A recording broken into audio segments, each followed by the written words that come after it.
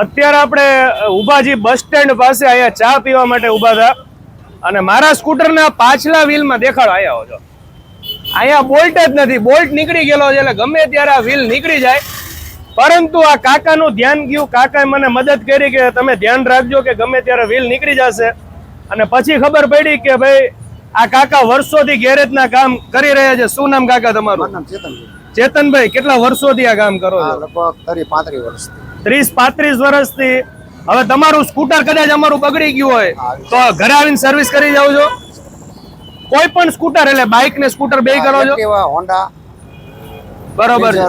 Activa, pleasure, Honda, કોઈ પણ scooter કે બાઇક હોય, નાનું મોટું તમારે કોઈ પણ પ્રોબ્લેમ પડ્યો હોય તો કાકાનો નંબર નીચે ડિસ્પ્લે ઉપર આપી દઉં છું.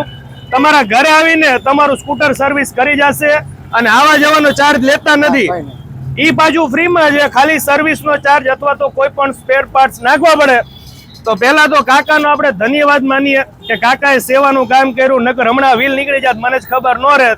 તો તમે પણ આ કાકાને સપોર્ટ કરવાનું ભૂલતા નહીં. ચાલો મળીએ નવા વિડીયોમાં. થેન્ક યુ, આભાર. બરાબર.